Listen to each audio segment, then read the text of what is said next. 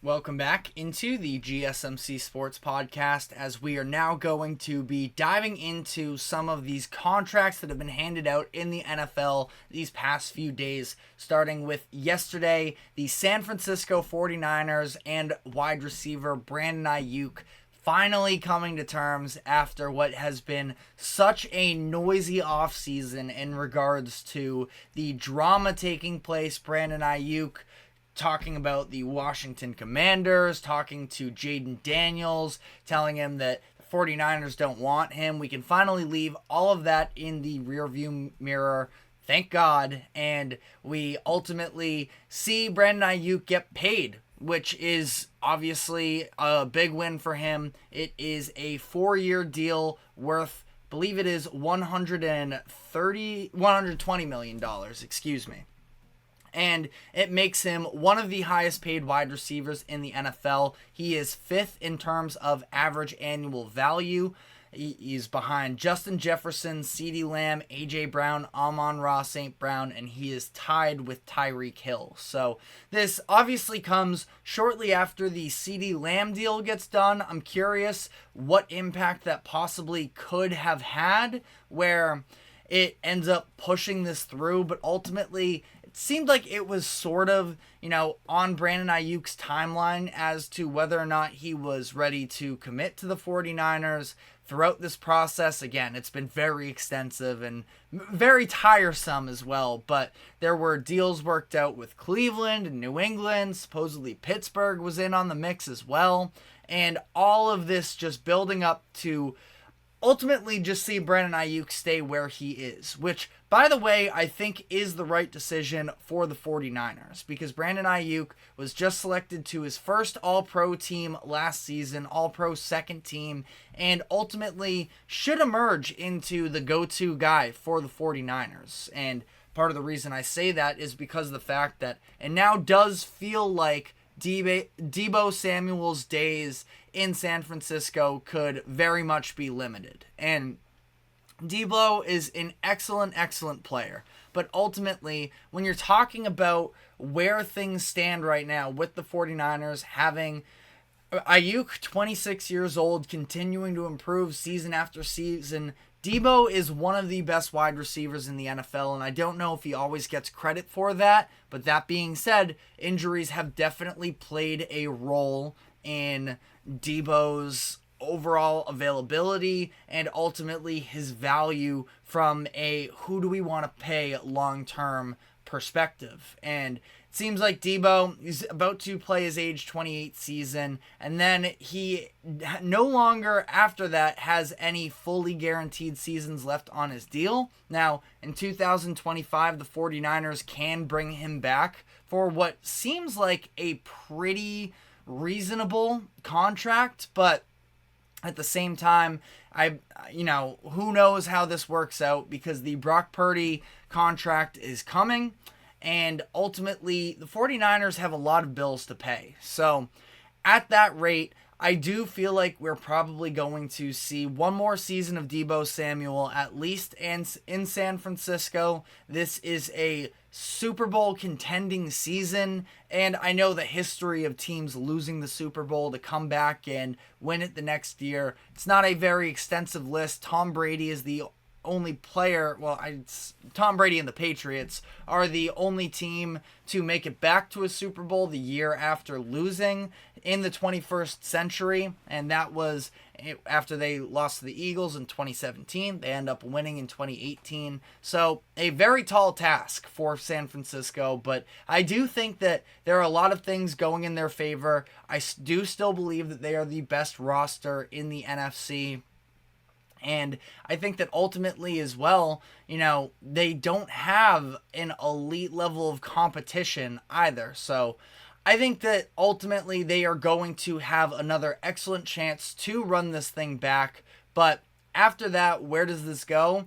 I think that this is probably the last season we see the 49ers as currently constructed. Now, I haven't been able to find any details on the exact breakup of this contract in terms of how it's broken up year by year. From what it sounds like, this is a little bit more of a front-loaded deal, meaning that once Brock Purdy's contract kicks in, Aiyuk will already have made the biggest amounts of money in those first couple years. Again, that's speculation, but something to at least consider there. Would probably be beneficial for the 49ers if that does happen to be the case.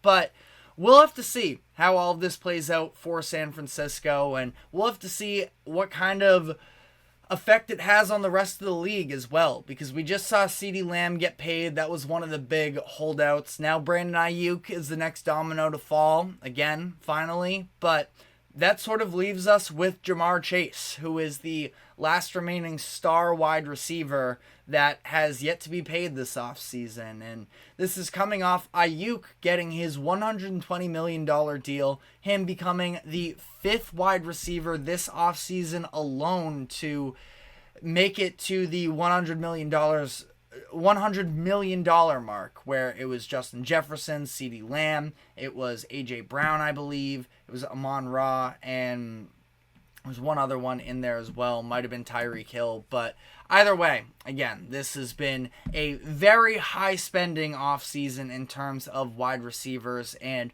Ja'Marr Chase is really the last one standing. And I think that he's probably going to make more than this Aiyuk contract. I talked about this when CeeDee Lamb signed his deal, that I feel like that's probably the equivalent of what we could see from what the Bengals give Ja'Marr Chase. I'm not quite sure what the holdup is. It's another one of those situations. I talked about it with the Cowboys, that I feel like, generally speaking, when you're talking about one of those no-brainer players, and I do think that Brandon Aiyuk is a solidified star, and I'm a Patriots fan. When there were talks about the Patriots giving Aiyuk top 5 money in the NFL, like, it's maybe a little bit riskier than a CeeDee Lamb or a Ja'Marr Chase, but I still would have done it any day of the week. But obviously, Patriots are kind of poverty right now, so Aiyuk didn't want to go play with that offense, and I don't blame him one bit. But